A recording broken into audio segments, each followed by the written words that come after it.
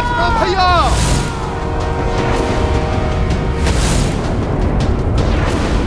करो आक्रमण लक्ष्मण। तुम्हारे आक्रमण करते ही ये वनवासी स्वयं ही अपनी पराजय स्वीकार कर लेगा। लक्ष्मण भैया कोई अनर्थ न कर बैठे, अन्यथा प्रभु बिना युद्ध किए ही परास्त हो जाएंगे। तुमने छल से भैया को घायल करने का दुस्साहस किया। आकाश में स्थित होकर मायावी अस्त्र का और लाभ नहीं उठाने देगा लक्ष्मण तुम्हें। अभी तुम्हारे रथ को चूर चूर करके तुम्हारे शीश को तुम्हारे धड़ से विलग कर दूंगा मैं। लक्ष्मण आवेश में आ गए। यदि उन्होंने युद्ध में हस्तक्षेप करके रावण पर आक्रमण कर दिया तो प्रण के अनुसार प्रभु श्री राम को अपनी पराजय स्वीकार करनी पड़ेगी। हाँ देवराज, प्रभु श्री राम का वचन अडिग, ये तो जग प्रसिद्ध कि रघुकुल रीत सदा चली आई, प्राण जाए पर वचन न जाए।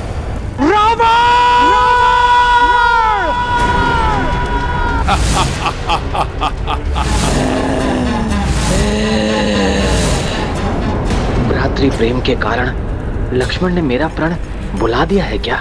कहीं ये आवेश अनर्थ का कारण न बन जाए। इस वनवासी से बिना युद्ध किए इसे पराजित करना है तो यही उचित समय होगा लक्ष्मण को उकसाकर उसे आक्रमण के लिए बाध्य करने का। बस लक्ष्मण, बस। इन वानरों की भांति वानर गुण की देना बंद करो। यदि सच में तुम्हारी भुजाओं में बल है, यदि सच में तुम रघुवंशी हो तो आओ, युद्ध करो मुझसे, आक्रमण करो मुझ पर।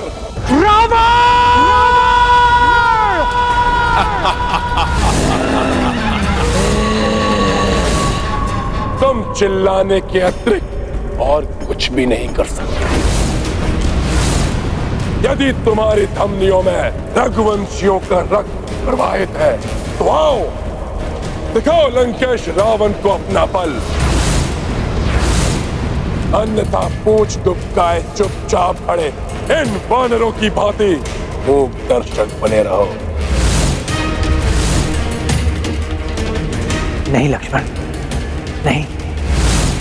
आओ, रघुवंशी ही तुम्हें यमलोक पहुंचाएंगे रावण। ये दुष्ट राक्षस बारंबार उकसा रहा है लक्ष्मण भैया को। मुझे ही कुछ करना होगा, अन्यथा अनर्थ हो जाएगा। मैं पीछे मुड़कर लक्ष्मण को देख भी नहीं सकता। नहीं लक्ष्मण भैया, रुक जाइए लक्ष्मण भैया।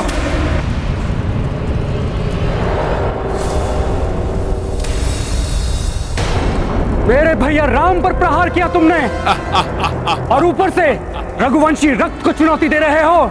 इसी क्षण तुम्हारा अंत करेगा ये लक्ष्मण। क्रोधावेश के कारण इनको रावण के अतिरिक्त और कोई दिखाई नहीं दे रहा है। अपने क्रोध पर नियंत्रण रखिए लक्ष्मण भैया। क्या हुआ वनवासी? यदि तुम्हारे रक्त का उबाल ठंडा ना हुआ हो तो आओ, दिखाओ अपना सामर्थ्य। नहीं तो जाओ और छुप जाओ गीदड़ों की भांति जाकर अपने किसी बिल में।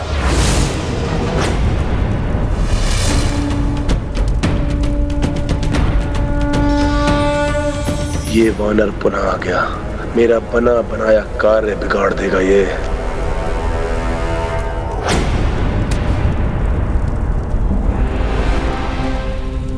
ऐसा अनर्थ मत कीजिए लक्ष्मण भैया। प्रभु श्री राम की सौगंध स्मरण कीजिए आप।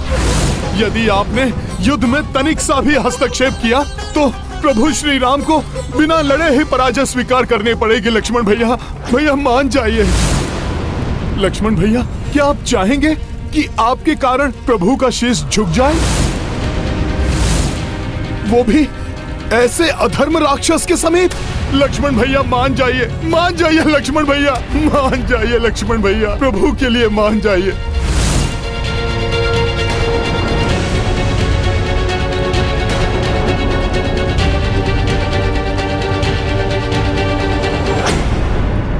कि यदि इस युद्ध में मेरे पांव तनिक भी पीछे हटे या मेरी सेना में से किसी ने शस्त्र भी उठाया तो ये रघुवंशी राम उसे क्षण अपनी पराजय स्वीकार करने का ये क्या करने जा रहा था मैं?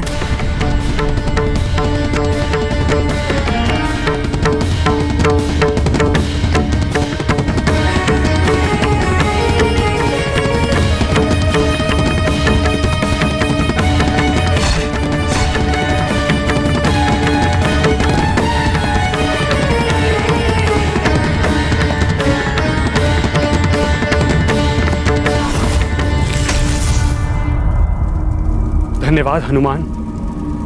भैया की सौगंध को तोड़ने के महापाप से तुमने मुझे बचा लिया।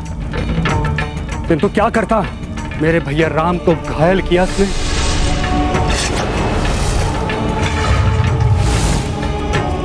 और मैं कुछ भी नहीं कर पा रहा हूं। कैसी सौगंध में बांध दिया भैया ने मुझे।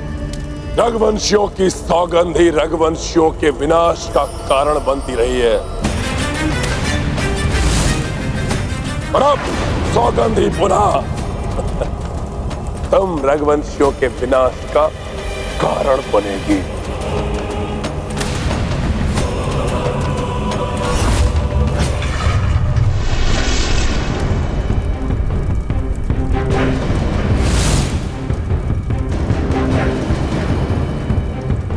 अभी तो मात्र आहत किया था इस वनवासी को, अब इसके अंग भंग करूंगा।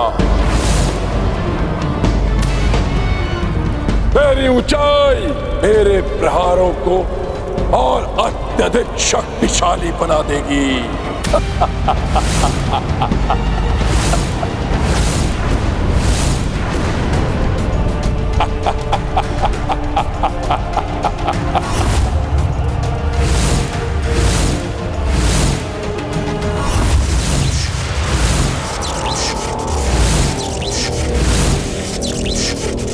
मेरे महाघातक दिव्यास्त्रों, आक्रमण करो इस वनवासी पर।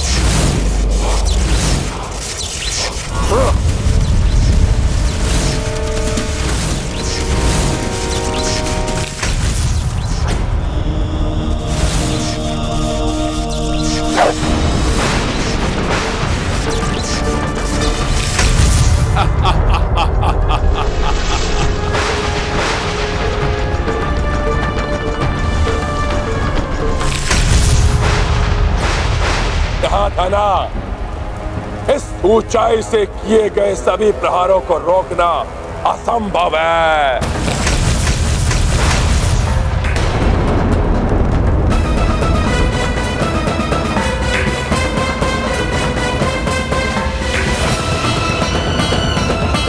अब और अधिक घातक प्रयास करूंगा मैं। ये दुष्ट तो अपनी ऊंचाई का लाभ उठाकर प्रभु पर महाघातक प्रहार किए जा रहा है। अब मैं और नहीं रोक सकता स्वयं को। विवश हो गया हूं मैं।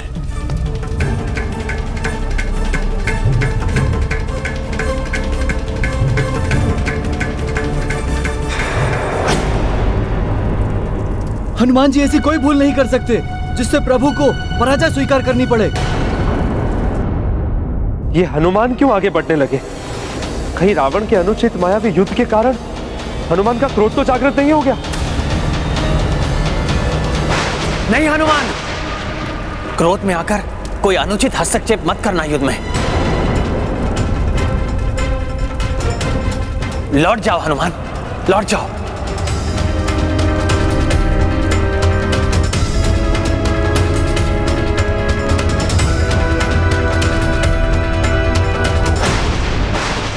प्रभु, आपने युद्ध में हस्तक्षेप करने के लिए हम सबको मना किया है। मैं युद्ध नहीं करूंगा, किंतु मैं आपका रथ तो बन ही सकता हूं ना प्रभु। प्रभु, मेरी इतनी विनती आपको स्वीकार करनी ही होगी।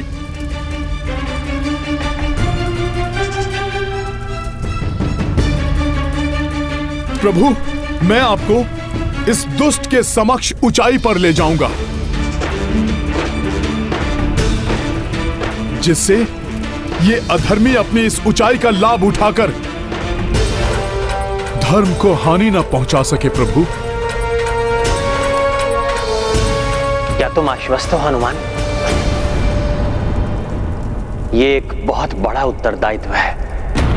हाँ प्रभु, हाँ। प्रभु, अपने सेवक को एक अवसर दीजिए प्रभु। स्मरण रहे हनुमान।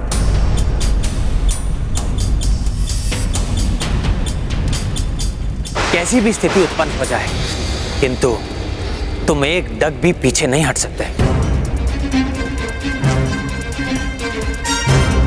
अवश्य प्रभु।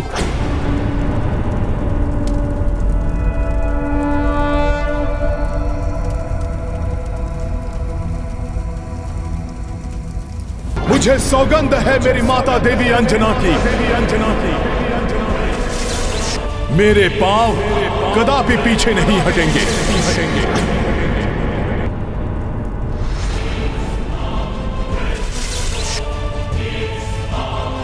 आपकी आज्ञा के बिना हिलेंगे तक नहीं मेरे पांव प्रभु। अच्छा, अहंकारी मुझे कहते हो वानर, परंतु अहंकार तो तुम दर्शा रहे हो। अहंकार नहीं है ये रावण। एक सेवक की सेवा है अपने स्वामी के लिए।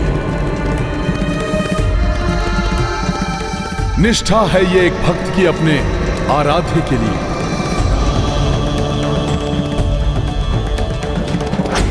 तुम जैसा दंभी इसे कभी नहीं समझ सकता। तो ठीक है, तुम मेरा दंभ देखो और मैं तुम्हारे भक्ति की शक्ति देखता हूं।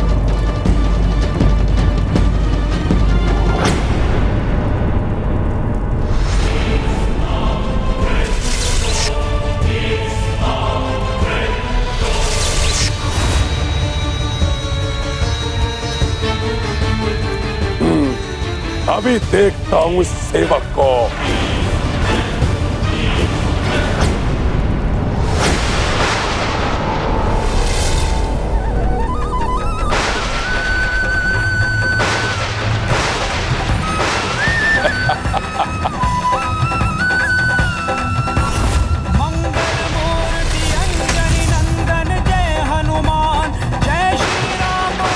आइए प्रभु।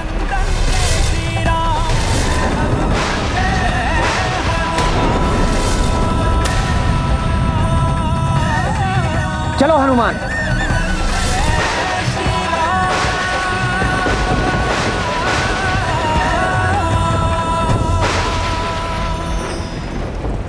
रावण रथ ऊंचाई पे भारी, संकट विकट मह अवध बिहारी। पवन तनय रथ राम के बने है, समकक्षा दशनन के डटे है। राम जगत के संकट हारी, राम के काज कपीश सवारी। अटल अविचलित अचल अडेगा, कब सम सेवक को तनिका। संकट मोचन महाबली हनुमान,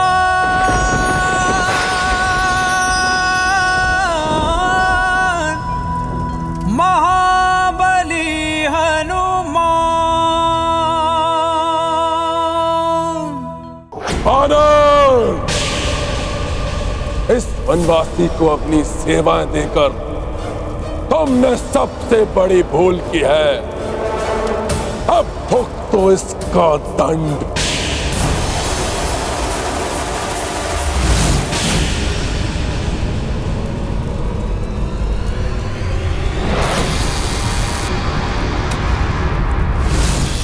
हनुमान का कोई अहित नहीं कर पाएगा तुम्हारा ये अस्त्र, अधर्मी रावण।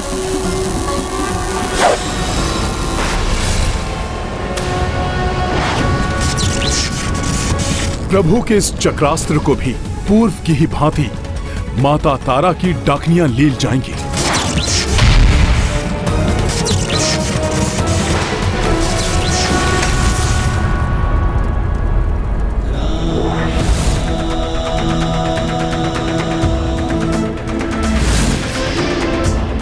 रावण के अस्त्र को काट दिया प्रभु के अस्त्र ने।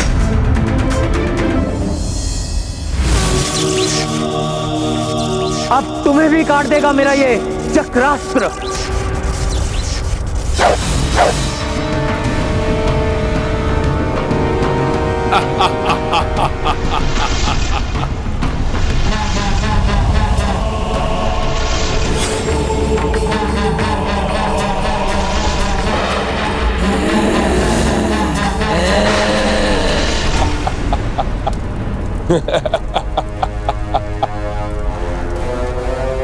मुझे क्षति पहुंचाने के तुम्हारे सारे प्रयास विफल हो जाएंगे वनवासी।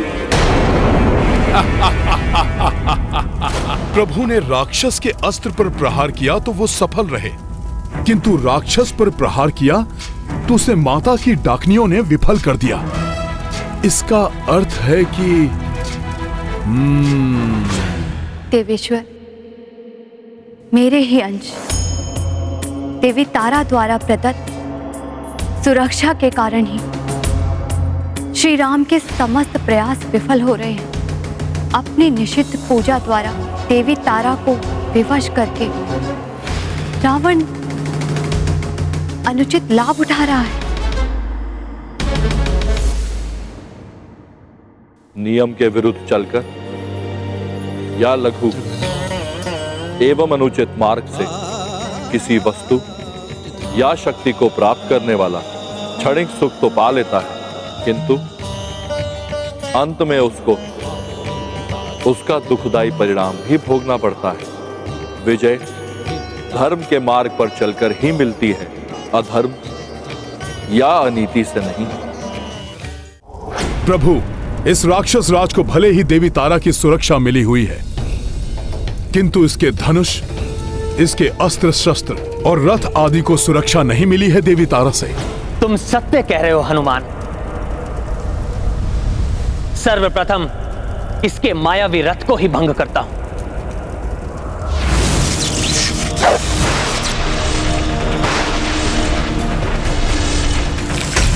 वनवासी!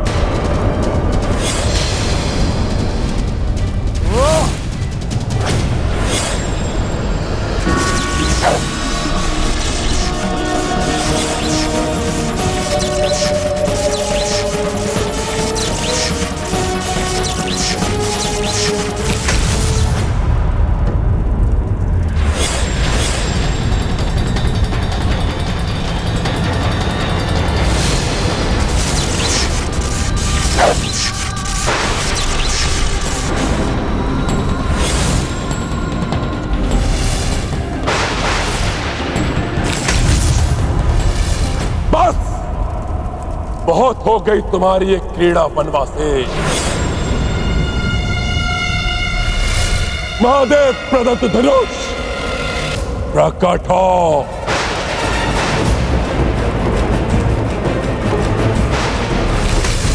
मुझे तुम्हारी आवश्यकता है, प्रकट हो।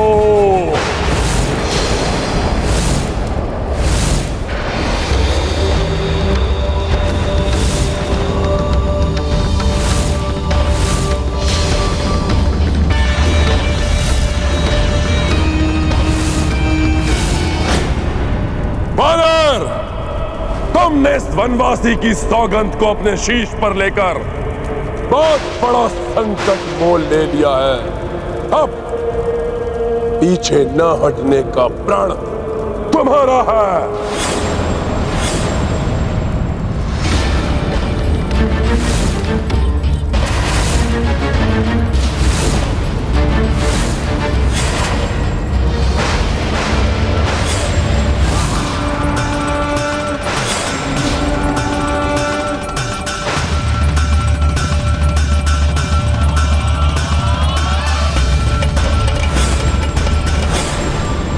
देखो वायु पुत्र वानर, मैं तुम्हें वायु अस्त्र से ही पीछे ढकेलता हूं।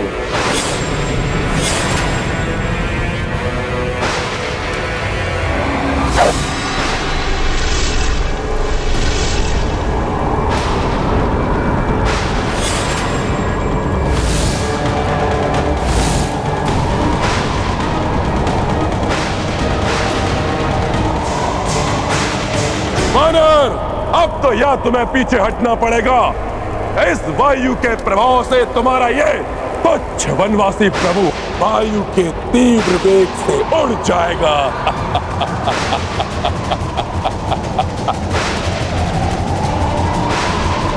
वायुवास्त्र से उत्पन्न ये तीव्र वायु तो हम सबको ही उड़ा देगी।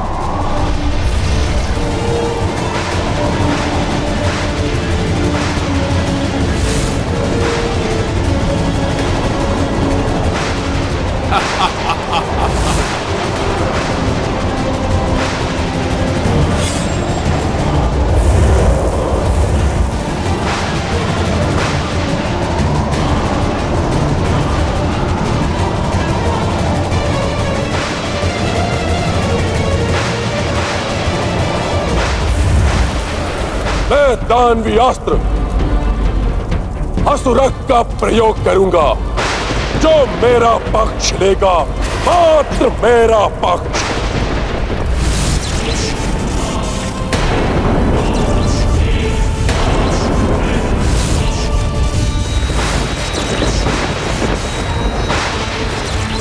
मैं असुरक शुक्राचार्य का दानवी अस्त्र संपूर्ण सेना को अपना भोजन बनाने के लिए प्रस्तुत हूँ। इससे ना तुम बच पाओगे वनवासी और ना तुम्हारे हितैषी वानर।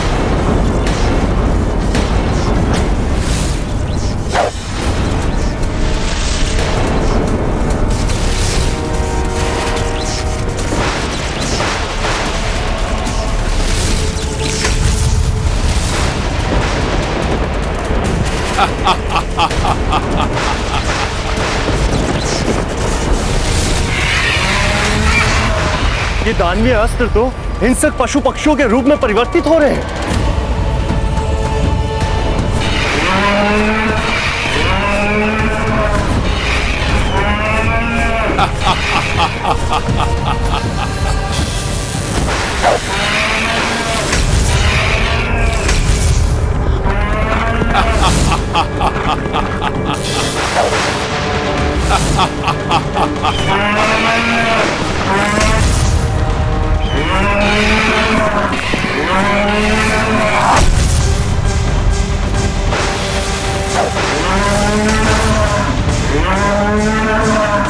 सावधान हो जाओ, ये हिंसक पशु पक्षी हमारी ओर बढ़ रहे हैं। हम भले ही युद्ध न करें, किंतु अपने जीवन की रक्षा के लिए इन हिंसक जीवों का अंत तो कर ही सकते हैं।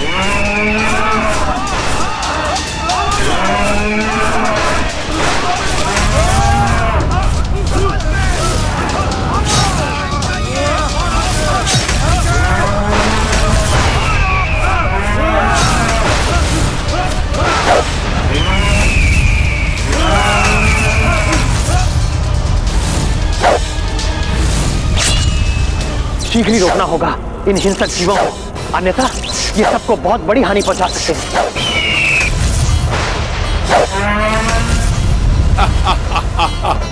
किंतु इस दानवी अस्त्र की काट के लिए किस अस्त्र का आह्वान करूं? असुरक की काट के बारे में सोच रहे हो ना वनवासी? ये दानवी अस्त्र है, तुम्हारे पास इसकी कोई काट नहीं, क्योंकि तुम्हारे पास तो कोई भी दानवी अस्त्र नहीं है।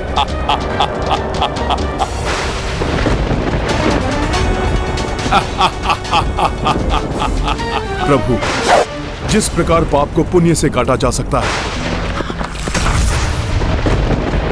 अधर्म को धर्म से समाप्त किया जा सकता है, कदाचित उसी प्रकार दानवीय पशु पक्षियों का अंत दैवीय पशु और पक्षी ही कर सकते हैं।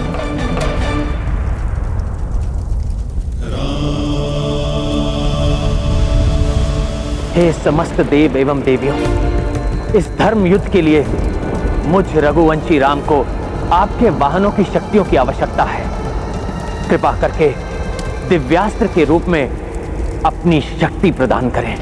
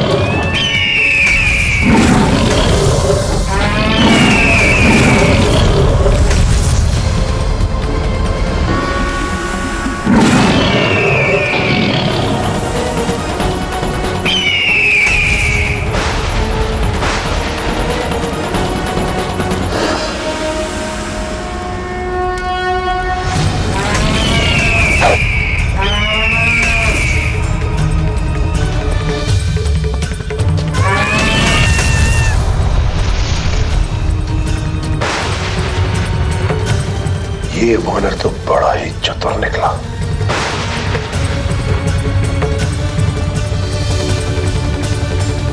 इस वानर के कारण मेरे सारे दानवी अस्त्र असफल हो गए।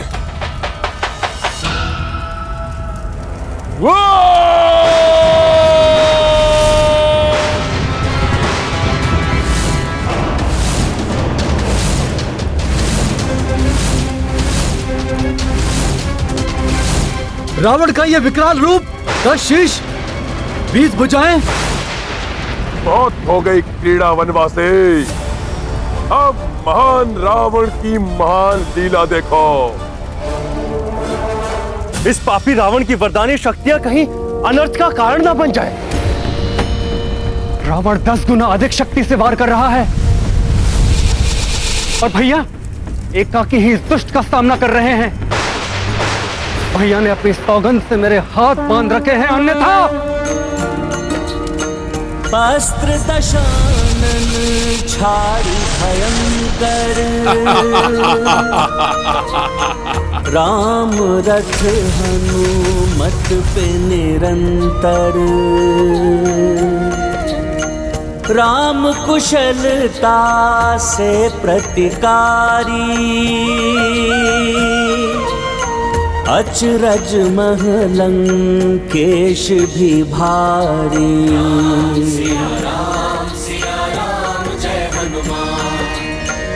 कोटि प्रहार की रावण दंभी किंतु अडिग रहे बजरंगी।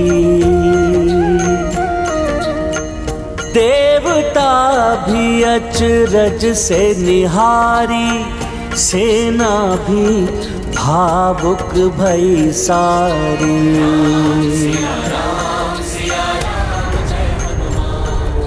मेरा ये महाप्रहर भी नर और वानर को तनिक भी नहीं टिका सका। इन्हें पीछे हटाने के स्थान पर इनका अंत ही करना उचित होगा।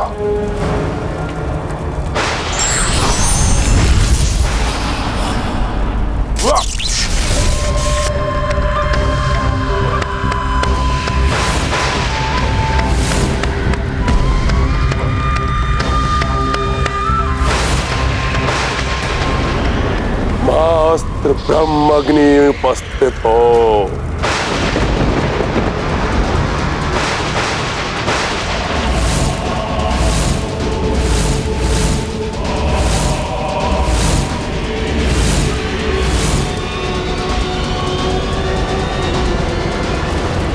मैं ब्रह्माग्नि, देव, दानव, मानव हो या कोई भी जीवधारी, मेरे प्रहार से कोई नहीं बच सकता।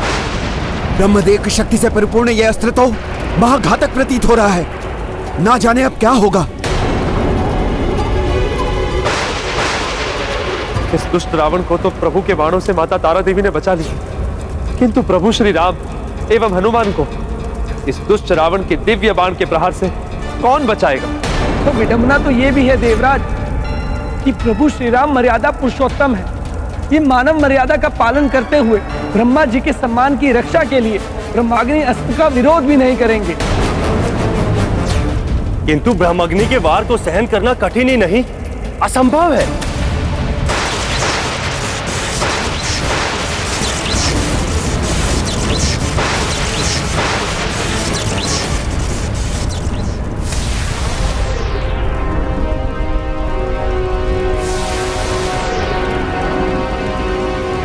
सूर्यास्त हो गया है, युद्ध का समय समाप्त हो गया है। सूर्यदेव अस्तांचल की ओर चले गए हैं।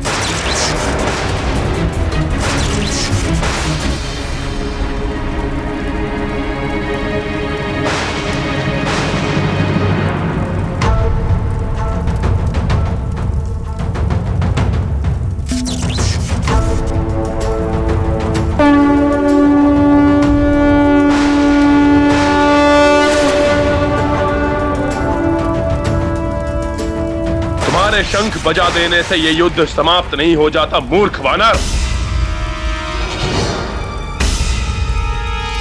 अब यह युद्ध तभी समाप्त होगा जब इस वनवासी या मुझ रावण में से किसी एक का अंत नहीं हो जाता।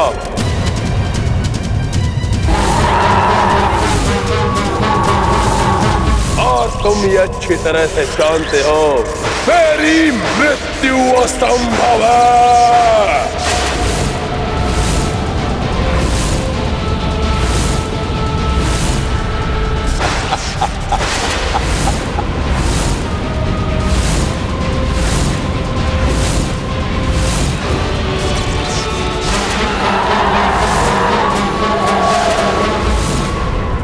ये रावण तो अधर्म का आश्रय ले रहा है। युद्ध में विजय एकमात्र धर्म होता है। फिर विजय किसी भी प्रकार प्राप्त क्यों न हो। वैसे भी रक्ष संस्कृति में धर्म के लिए कोई स्थान नहीं।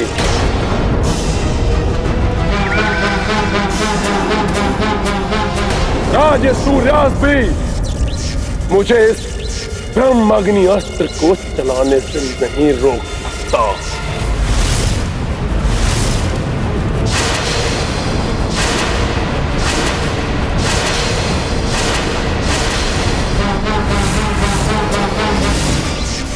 अधर्म की पराकाष्ठा है ये भ्राता रावण। कुछ तो धर्म की मर्यादा का पालन कीजिए।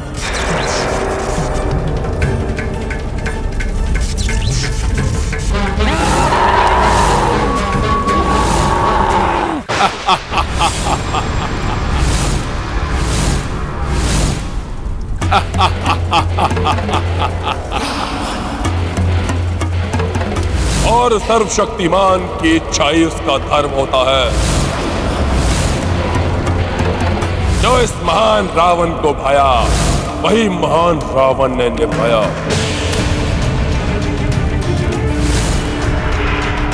मेरे मन को भाया तो मैं सीता को ले आया।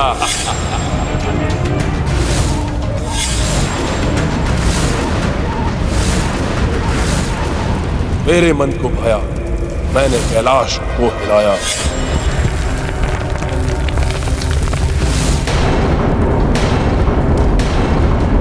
मेरे मन को भाया, मैंने निषेध पूजा करके माता तारा देवी को बुलाया।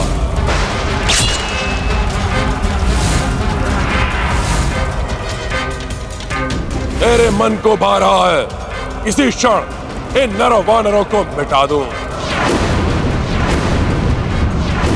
समाप्त कर दूं इसी क्षण इस युद्ध को। और मैं ये करूंगा क्योंकि मेरी इच्छा ही मेरा धर्म है।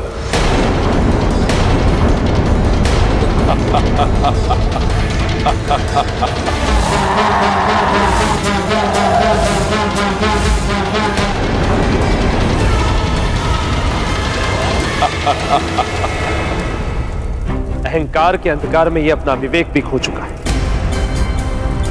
भूल चुका है माता तारा देवी को दिया हुआ वचन। मेरी सुरक्षा तुम्हें तभी तक प्राप्त होगी जब तक युद्ध में तुम नीति नियम का पालन करोगे, और यदि तुमने युद्ध का एक भी नियम भंग किया तो उसका भयंकर परिणाम होगा। छलनी हो जाओगे तुम और जल की एक बूंद के लिए भी तरसोगे। इतना अभिमान अनुचित है। वनवासी, अब तुम्हारा अंतिम समय आ गया है। वनवासी, अब तुम्हारा अंतिम समय आ गया है।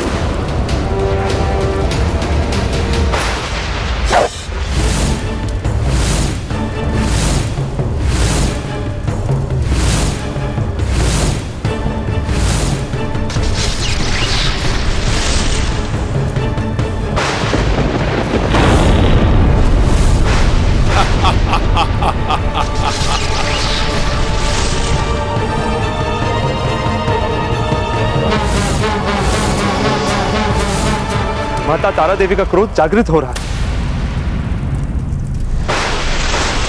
जिस अनर्थ का भय था वो ही होने जा रहा है।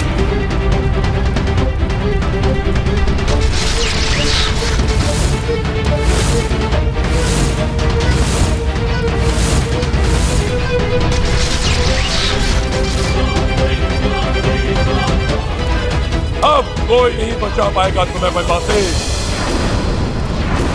अब तुम्हारा अंत निश्चित है।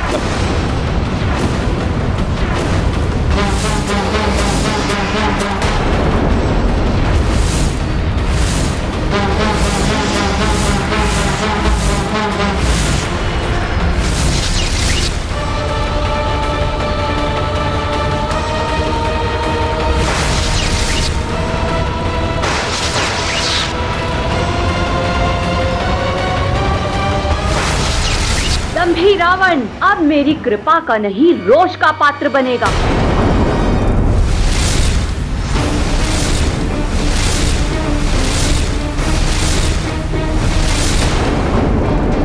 मेरी सुरक्षा अब रावण को नहीं प्राप्त हो सकती।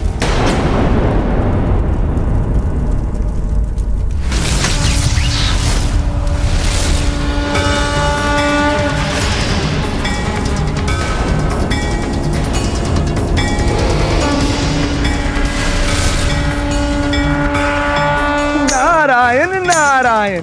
आपको शत शत नमन माता। इस अद्भुत अलौकिक प्रकाश ने दुष्ट रावण के अस्त्रों को रोक दिया। प्रभु श्री राम की माता तारा की, देवी तारा की। ये अनुचित है माता। अनुचित कृत्य तो तुमने किया है रावण।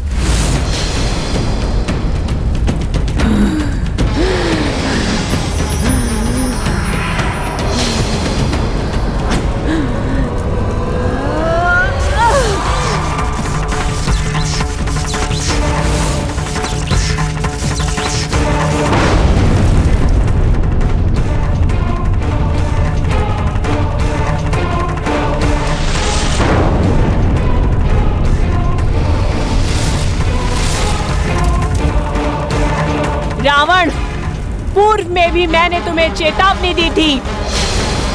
युद्ध में अनीति की तो उसका भयंकर परिणाम भुगतना होगा तुम्हें। मेरी सुरक्षा तो तुमने देख ली रावण, अब मेरे क्रोध का सामना करो।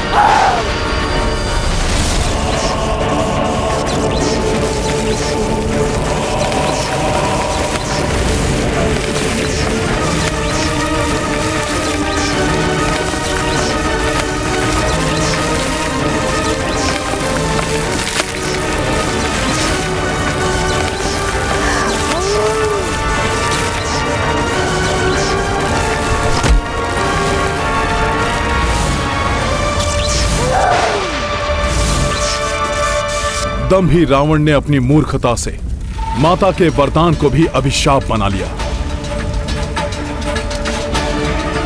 माता,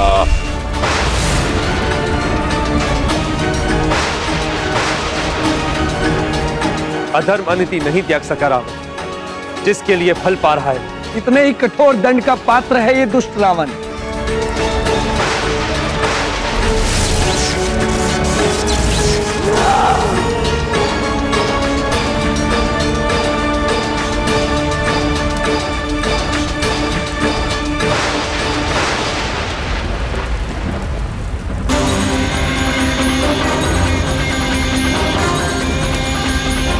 रावण की ऐसी दुर्दशा अवश्य निषिद्ध पूजा का ही अनिष्ट फल है।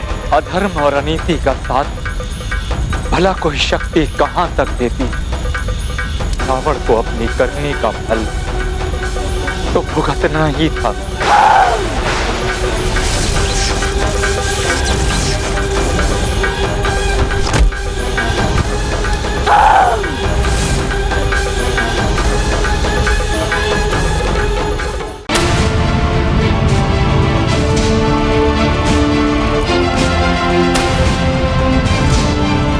मुझे क्षमा कर दीजिए माता। अपनी कृपा दृष्टि से वंचित कर मुझे मेरा साथ मत त्यागिए माता। हाँ, क्षमा कर दूं तुम्हें? उसके योग्य कहाँ हो तुम रावण?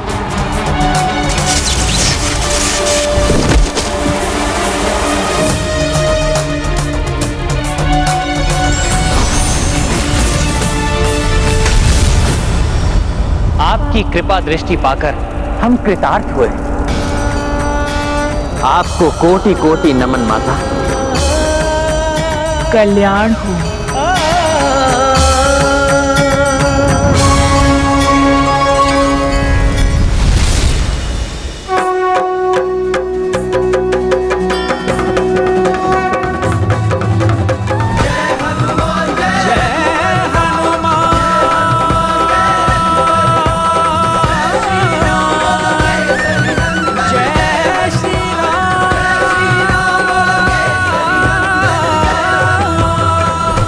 रावण को इतना कठोर दंड दिया है माता ने। कदाचित इस घटना से सीख लेकर रावण सुधर जाए। क्षमा करें प्रभु, परंतु अनेकों अवसर पाकर भी जो ना सुधरा, वो अब भी कोई सीख लेकर अपना आचरण सुधारेगा? मुझे तो इसकी लेश मात्र भी आशा नहीं है प्रभु। हाँ प्रभु, भ्राता रावण अपनी दुर्दशा का विचार नहीं करेंगे, अपितु अपने कुत्सित मस्तिष्क में एक ही विचार जड़ बैठा चुके होंगे कि माता की शक्ति का साथ लेकर आज आपको पराजित करने के अत्यंत निकट थे।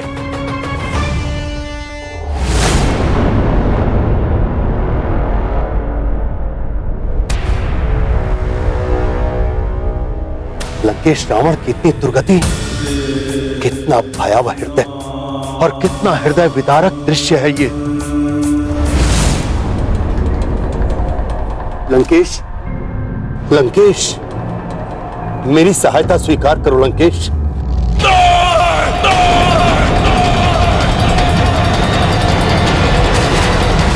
मुझे किसी की सहायता की आवश्यकता नहीं है। माता तारेश्वरी की शक्ति से पराजित हुआ हूं मैं। अपना साहस नहीं खोया है मैंने। अभी भी स्वयं खड़ा हो सकता हूं मैं।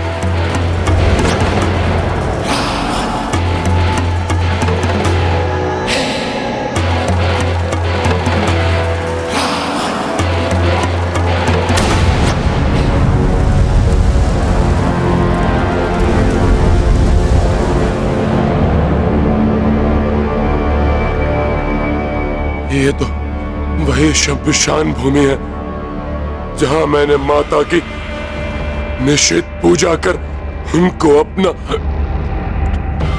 साथ देने के लिए विवश किया था। उस वनवासी का अंत करने के लिए मुझे माता की सहायता की आवश्यकता है। माता!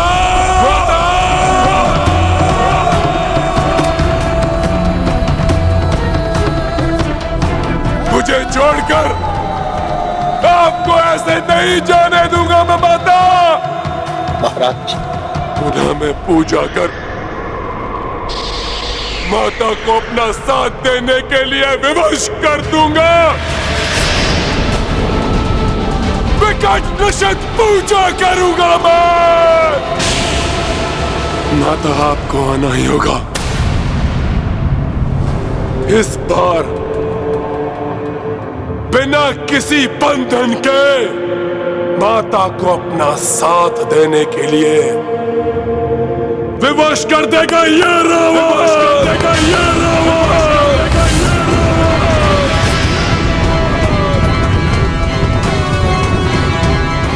सवा कोटि जाप करूंगा मैं माता के अवैधिक मंत्रों का।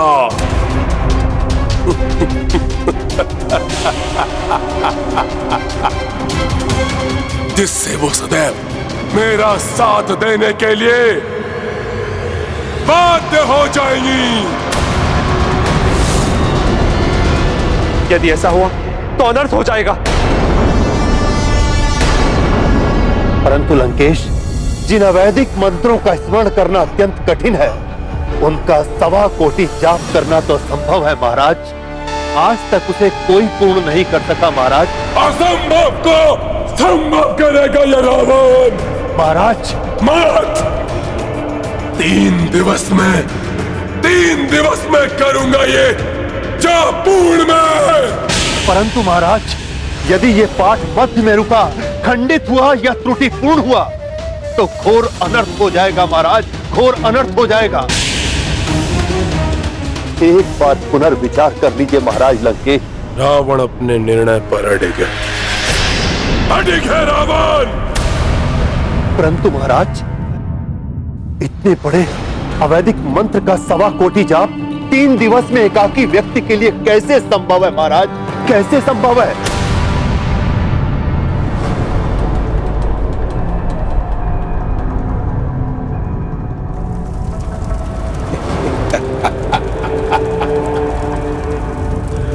एकाकी नहीं है रावण।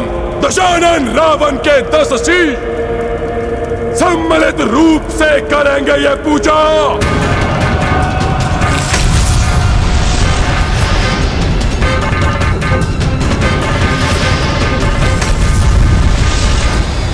यदि रावण ने पुनः माता की निषिद्ध पूजा करने की चेष्टा की तो उसके जीवन की सबसे बड़ी भूल होगी प्रभु। भ्राता रावण इस समय उस नरभक्षी सिंह के समान हो गए हैं, जिसके मुख में रक्त का स्वाद लग जाए तो फिर उसे हटाना असंभव है। वो अवश्य पुनः माता को विवश करने का प्रयास करेंगे। प्रभु, आप तो सर्वज्ञाता हैं, परंतु मैं आपको स्मरण कराना चाहता हूं प्रभु कि ई की मात्रा शक्ति का स्वरूप है। शिव शब्द भी ई की मात्रा के बिना अपूर्ण है प्रभु, वो भी ई मात्रा के बिना शव हो जाता है प्रभु। इसलिए इसके पूर्व की रावण अपनी निषिद्ध पूजा से माता शक्ति के रौद्र रूप को विवश करे, आप अपनी पूजा से उनके सौम्य और शक्ति के रूप को प्रसन्न कर लीजिए प्रभु। परंतु हनुमान, देवी को प्रसन्न करने हेतु की जाने वाली पूजा का ये उचित मुहूर्त नहीं है। ये पूजा मात्र वसंत ऋतु अर्थात चैत्र मास के नवरात्रों में ही की जाती है। शरद ऋतु अश्विन मास में माता की ये पूजा असमय पूजा होगी। और मैं असमय पूजा करने का अपराध भला कैसे कर सकता हूं हनुमान? लंकेश, संभव है, परंतु आपकी पुनः निषिद्ध पूजा का समाचार पाकर राम सेना शांत नहीं बैठेगी महाराज। जिस प्रकार उन्होंने युवराज मेघनाथ का यज्ञ भंग किया, कहीं उसी प्रकार आपका उसका अवसर ही नहीं दूंगा मैं उन्हें। एक विशेष कीलक द्वारा इस शमशान भूमि को सुरक्षित कर दूंगा मैं एक ऐसा उत्कीलन करूंगा जिसकी परिधि में मात्र एक ब्राह्मण ही प्रवेश कर सकेगा। वो वनवासी और उसका अनुज, वो तो क्षत्रिय है और वो दंडी, वो एक तुच्छ वानर है। इसलिए अब वो मेरी पूजा में कोई भी बाधा उत्पन्न नहीं कर सकते। अवश्य ही मैं पुनः अपनी निषिद्ध पूजा में सफल हो जाऊंगा, सफल हो जाऊंगा मैं।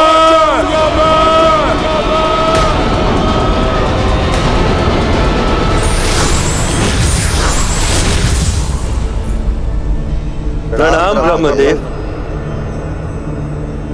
कल्याण प्रभु, प्रतीत होता ये दुराचारी रावण तो पुनः माता को विवश कर देगा।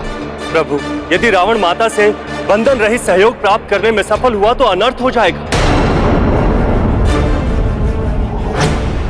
मामा श्री, कोई तो विकल्प अवश्य होगा जिससे हम माता की पूजा संपन्न कर सकते हैं।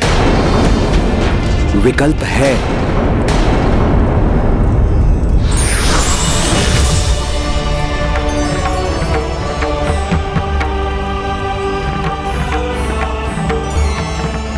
प्रणाम ब्रह्मदेव। कल्याण, विजयी भव। तुम्हारा कथन उचित है हनुमान। विकल्प है।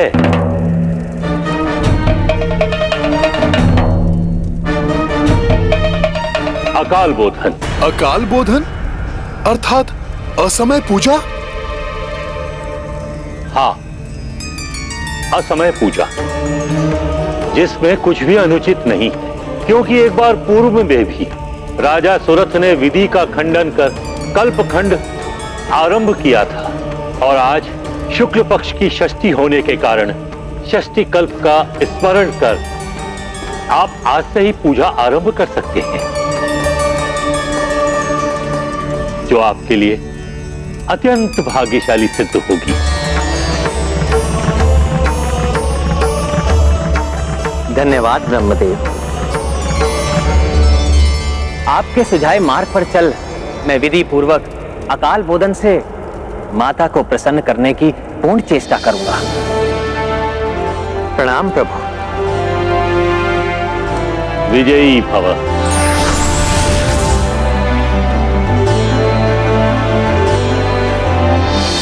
रावण पर विजय के लिए, अधर्म के विनाश के लिए, धर्म की प्रतिष्ठा के लिए हम प्रभु ब्रह्मदेव के बताए हुए विधान के अनुसार आज से ही माता का पूजन प्रारंभ करेंगे। अम्बे माता की जय! अम्बे माता की जय! जगदम्बे माता की